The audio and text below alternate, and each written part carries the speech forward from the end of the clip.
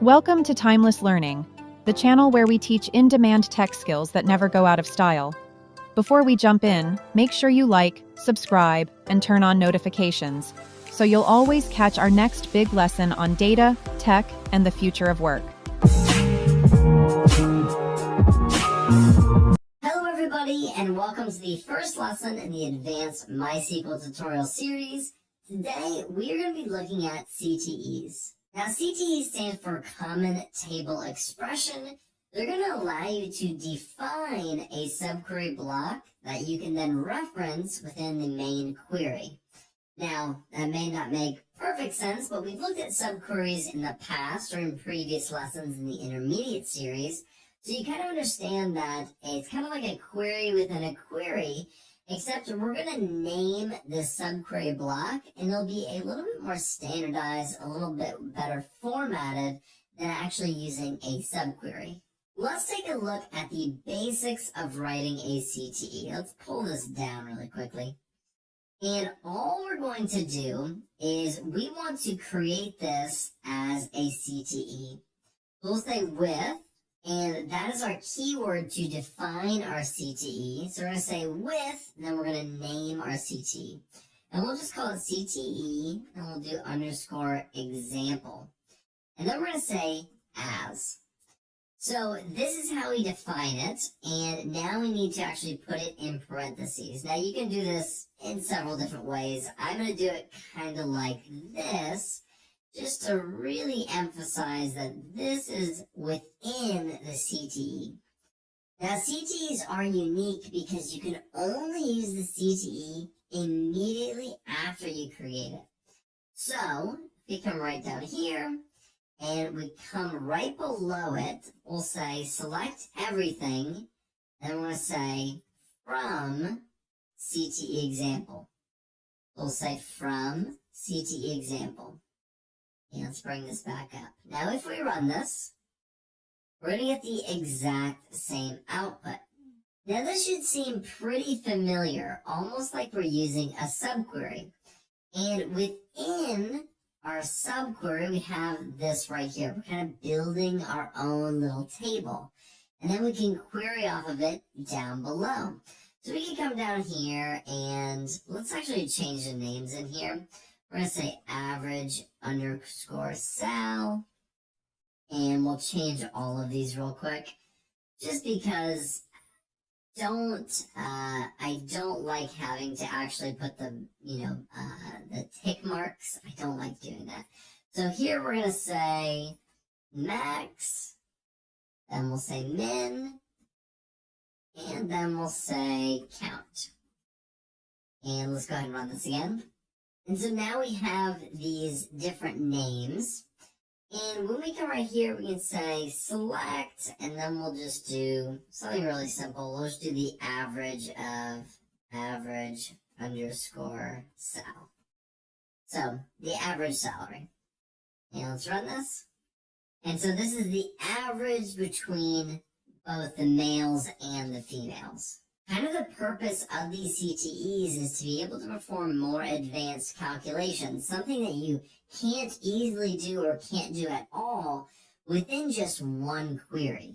Another reason to use a CTE is just the readability. You can absolutely write this using a subquery, and let's do that really quickly. And it's just going to be a little bit tougher to read and look at. So let's come right up here.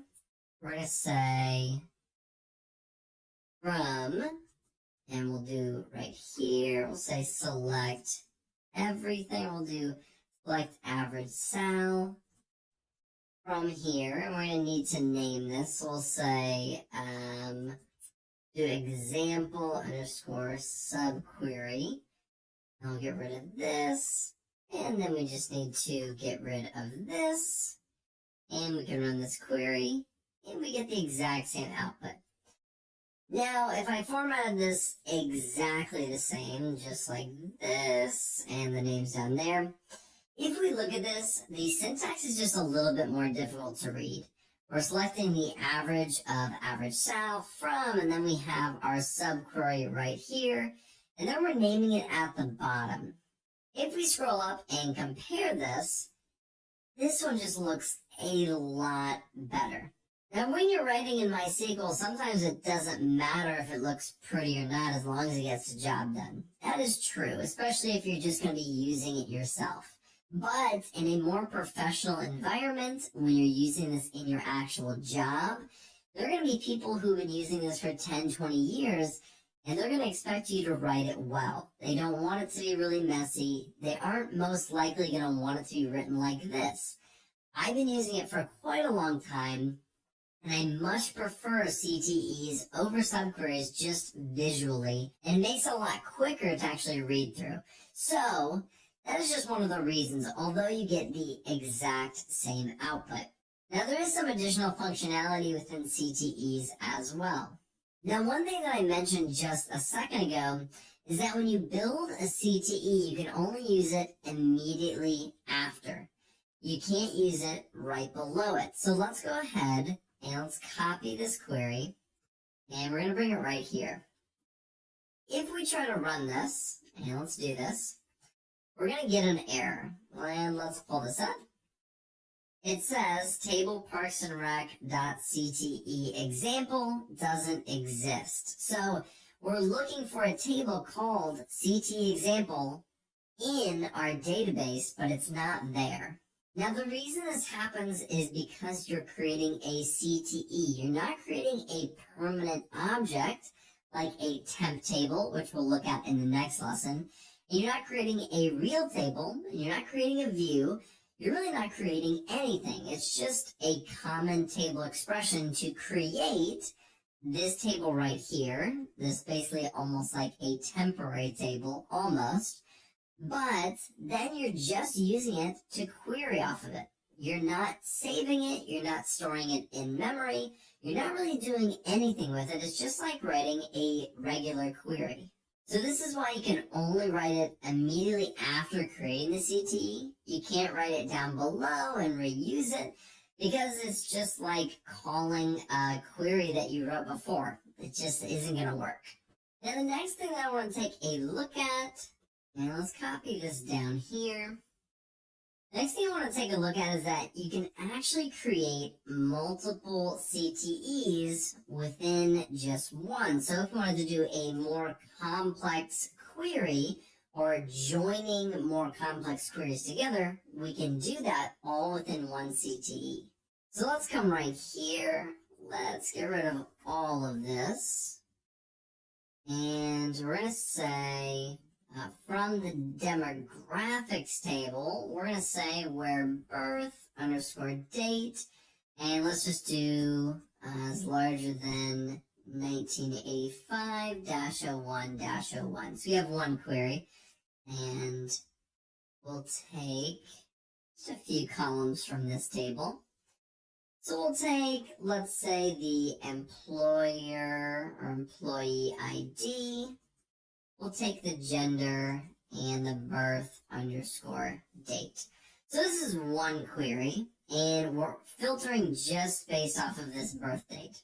Now, when we create this is the CTE example, but we can have a comma here. We can come down below, and then we can say CTE underscore example 2. And I need to combine that, so 2. And then we can say as, and then we have another query. So then right here, we could say select everything. We'll change that in a second. Employee, say salary. And in the salary, we'll just do a simple one. We'll do where salary is greater than 50,000. And we'll actually just take the employee underscore ID and the salary. Now, if I come right down here, I can say select everything from CTE example, which is, and let me scroll up so we can see everything. That's our original. Our CTE example is this first query right here. Then we're creating our second one right here. And we can join basically on these two common table expressions. So now we can say join and then we'll do CTE underscore example 2. I need to change that X. And then we'll say on.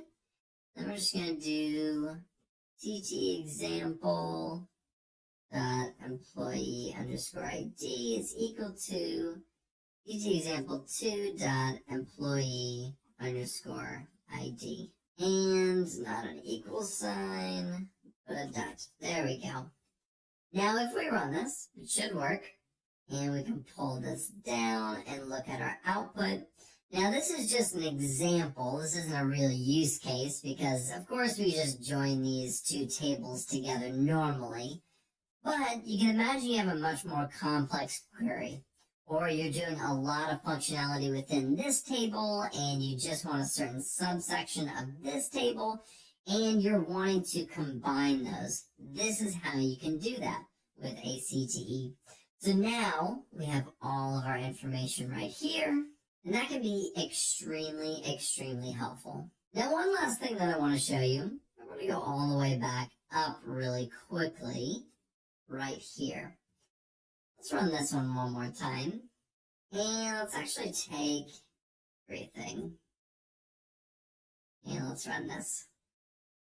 So here we have our gender, average salary, max salary, min salary, and count salary. The last thing that I want to show you, and this is more of something that's just somewhat helpful, you don't have to actually do it in your main query, is before we went in here and we changed all of the column names by doing an alias, by saying as, and then saying the average salary. And the as is just implied here. But we're changing this via an alias.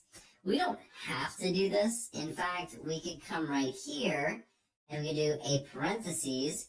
We could call it gender. We could call it average underscore salary, max underscore salary, min underscore salary, and let's do count underscore salary. So now, if we were to run this, let's change this up. We'll do capital on this one. If we wanted to run it like this, when we run this, it'll change all of those names to where we have it right here. So this will be the default. This will overwrite the column names that you have in your actual CTE expression or the query that you have within your CTE. So that is all we're going to take a look at in this lesson on CTEs. These are very, very helpful. Definitely help with more complex queries, and they're just really easy to read and understand, which is why I personally use them a lot. In the next lesson, we're going to be taking a look at temp tables, and we'll also compare temp tables to CTEs, and we'll take a look at the difference. Thanks for watching. If you found this helpful, please like, comment, and share this video with someone who's learning too. Don't forget to subscribe and tap the bell icon, so you never miss another skill-packed lesson from Timeless Learning. Remember, the best investment you can make is in your own knowledge. Keep learning because growth is timeless.